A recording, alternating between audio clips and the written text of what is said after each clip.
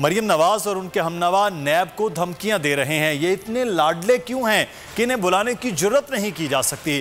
معاون خصوصی شہزاد اکبر کی تنقید۔ میڈیا سے گفتگو میں کہا مریم نواز کو لیکچر دینے کے لیے نیب نہیں بلایا جا رہا، جب بھی کوئی سوال اٹھائے یہ چڑھ دوڑتے ہیں۔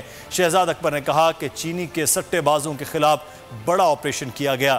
ایف آئی اے کی کارروائی میں جو لوگ سامنے آئے ان کے لیے مافیا کا لفظ چھوٹا ہے۔